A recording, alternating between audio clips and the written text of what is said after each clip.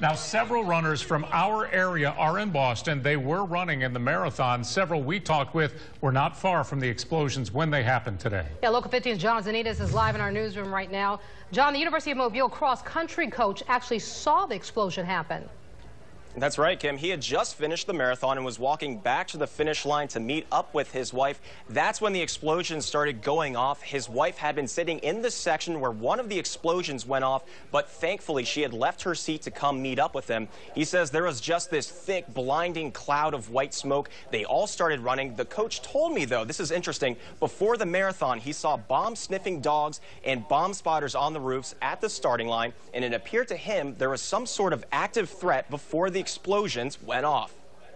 At the start line this morning, they had bomb spotters on the roofs of the building, and they had bomb-sniffing dogs coming up and down at the start line. And Melanie said there was bomb-sniffing dogs at the finish line, but they kept making announcements saying to the participants, "Do not worry, this is just a training exercise." Well, evidently, I don't believe they were just having a training exercise. I think they must have known, they must have had some kind of threats or suspicions called in. Now, Coach Stevenson told me he's run plenty of marathons in D.C. and Chicago, other major metropolitan areas, but he's never seen that many bomb-sniffing dogs for a race. We did have some patients with burns, including one patient with fairly significant burns. Doctor, do you know why the SWAT teams are out front and why the lockdown is here? I don't. Actually, I knew we were locked down because we typically do that, even in drills like this.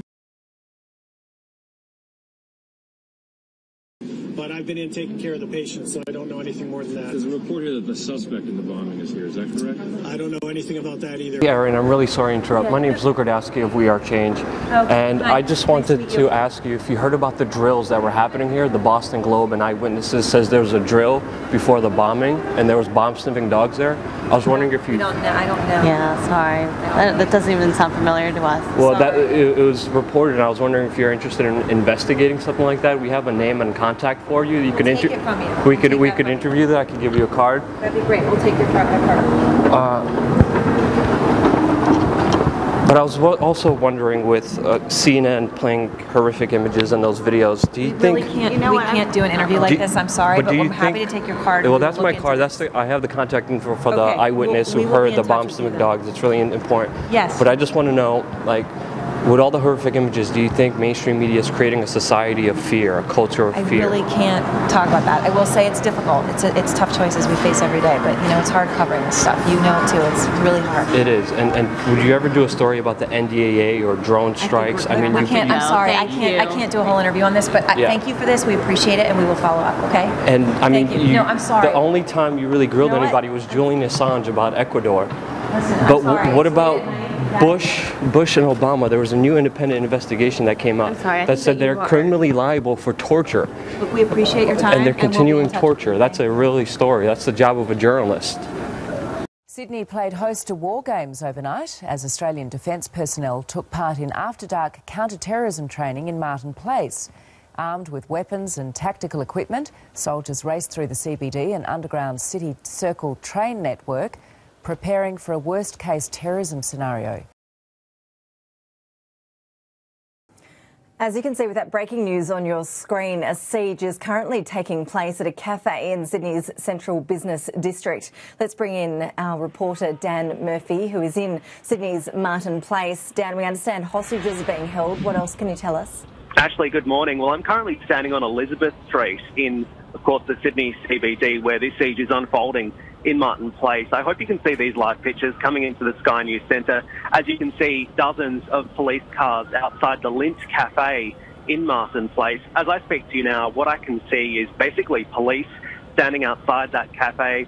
Some police are wearing what I would describe as heavy riot gear. They're dressed in full black clothing. They're also holding guns, and some police have their hands on their guns ready to be drawn. We now have a second source confirming that there was a drill that took place in Paris, France, the same day that the terror attack took place. Now, they credit this drill for saving the lives of a lot of people. I'm going to show you here. They stated since the Charlie Hebdo attack, false flag, back in January, Paris has been conducting many different exercises to test the readiness. Well, they state right here, during Friday's exercise, the trauma specialists used a centralized dispatch system to set priorities and direct victims to the ER best equipped to treat their injuries. So right there, in that beginning statement alone, they admit that they were utilizing crisis actors throughout this drill. Ambulance services made sure they were ready to roll, and hospitals verified that surgeons and staff could quickly be summoned to treat arriving victims. We tested every link of the chain, they state. Paris emergency physicians work on 24-hour shifts. They also state that virtually every ER doctor on duty in the city Friday night had already taken part in the exercise earlier that day. The initial reports of a drill coming out on that morning, Friday the 13th, all came from this interview right here, where Dr. Patrick Poulot was talking about a multi-site exercise that took place over the city for this exact same scenario, mass casualty, mass shooting event. Interestingly enough, this guy has connections not only to this Friday the 13th attack, but also the Charlie Hebdo attack. So this guy right here, Dr. Patrick Poulot, has ties to both of these false flag events taking place in Paris, France. So they want to claim that they were lucky. As luck would have it, the morning of Paris, they had a multi-site attack exercise that had been planned. Now, you can either buy that they were lucky, that they were just happened to be doing a exercise for the same thing at the same place on the same day, or we can look back through history, and if we don't learn from history, we're doomed to repeat it. On the 7/7 bombings that took place, there was a drill for the same thing, the same day, the same time, everything. On 9/11, same thing. There was an exercise for that same scenario going on as that attack took place.